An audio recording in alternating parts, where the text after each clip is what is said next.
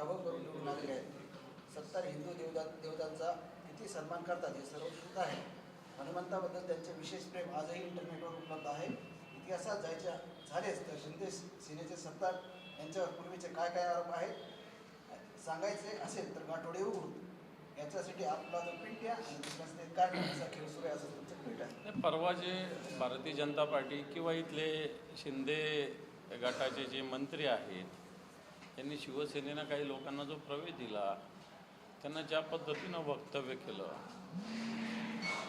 माझा हा प्रश्न की अब्दुल सत्तार जे मंत्री होते आणि आता आमदार आहे शिंदे गटाचे, यांच्यावर काय काय आरोप आहे एकदा चेक करा.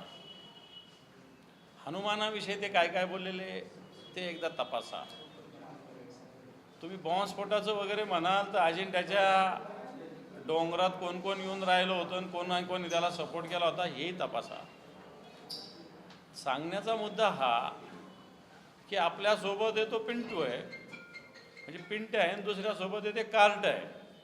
अशा पद्धतीनं अजितदादासोबत जो मुल्ला आहे मुंब्र्याचा, काय काय आरोप जाऊन जरा बघा. मुल्ला जो आहे अजितदादाचा उमेदवार होता, नवाब मलिक जो अजितदादाकडून उभा होता, त्याच्यावर काय काय आरोप आहे जरा तपासा. देशद्रोहाचे आरोप आहे, देशद्रोहाचे. याच्याविषयी भारतीय जनता पार्टी का बोलत नाही? याच्याविषयी माननीय शिंदे सेनेचे शिंदे गटाचे जे काही मंत्री महोदय आहे आमच्या इथले, हे का बोलत नाही? आणि म्हणून मला असं वाटतं तुमच्याकडं आल्यावर तो मोठा कोणीतरी, आमच्याकडे आल्यावर तो अशा पद्धतीनं देशद्रोही. वाटतं ही भूमिका जनतेला चांगल्या पद्धतीनं माहिती आहे. त्याच पक्षप्रवेशावरून तुमचे नेते खैरे साहेब असं म्हणतात, मामू यांचा प्रवेश मला न विचारता झाला, मला मान्य नाही, मी उमेदवारी देखील देणार नाही. आणि खाली पण त्यांची वेळ झाली तर तिथं त्यांनी त्यांना सांगितलं की मी तुम्हाला उमेदवारी देणार नाही.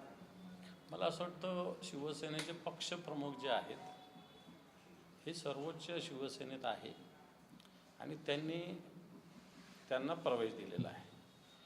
त्याच्यामुळे काय करायचं ते पक्षप्रमुख ठरवतील. खैरेसाहेब ज्येष्ठ नेते आहेत, मी काही त्यांच्या भूमिकेविषयी बोलणं योग्य होणार नाही. कारण उद्धवजी ठाकरे साहेबांनी प्रवेश दिला आहे, उद्धवजी त्यांच्याविषयी विचार करेल. मी काय त्याच्याविषयी माझं काय बोलायचं काही कारण खैरे साहेबांना बनवण्याचा प्रयत्न करणार आहात? कशासाठी? उमेदवारीसाठी. मी कोणाच्या उमेदवारीसाठी काही नाही. जे पक्षाचे निरीक्षक आलेले सर्वे होतील त्याच्यात ज्याला येईल त्याला द्यावं. आज कोणालाही आग्रह करावा असा काळ राहिला नाही. उद्या कोण कुठं जाईल आणि कोण कुठं येईल याचा काही भरोसा नाही आहे. त्यामुळे कोणत्या उमेदवाराला द्या नाही तर याला नका देऊ ही भूमिका बिलकुल माझी राहणार नाही. मग आता रोज बघा ना, हा इकडे जातो तो तिकडे जातो, कोण येतो कोणाचा भरोसाच नाही आहे. तर कोणासाठी प्रतिष्ठा पणाला लावायची हा प्रश्नच आहे. त्यामुळे जो काही निरीक्षक निर्णय घेतील, जे काही वेगवेगळ्या पद्धतीनं सर्वे येतील, पदाधिकारी सांगतील त्याला उमेदवारी दिली पाहिजे, हीच भूमिका आहे माझी. बाकी याच्यावरती माझी काही याच व्यक्तीला तिकीट मिळालं पाहिजे किंवा याला मिळालंच नाही पाहिजे ही भूमिका माझी कदापि नाही. बरं, कोकाटेंना सुप्रीम कोर्टाने दिलासा दिला आहे, त्यांची जी शिक्षा आहे त्याला स्थगिती दिली आहे, म्हणजे त्यांची आमदारकी आता सेफ आहे. शिक्षेला स्थगिती आहे. शिक्षेला स्थगिती. मला असं वाटतं शिक्षा काही रद्द नाही झालेली.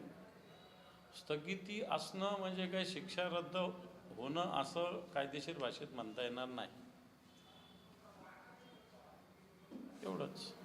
पुण्यामध्ये दोन्ही राष्ट्रवादी एकत्र येत आहेत, तर आपली शिवसेना म्हणून काय भूमिका आहे? तुम्ही त्यांच्यासोबत जाणार आहात, कसं तिथं समीकरण? आता त्याच्या पक्षाचा जो तो निर्णय घेत असतो, त्यांच्या पक्षाच्या निर्णयात आपण का पडावं? त्यांना वाटलं त्यांनी केलं असेल.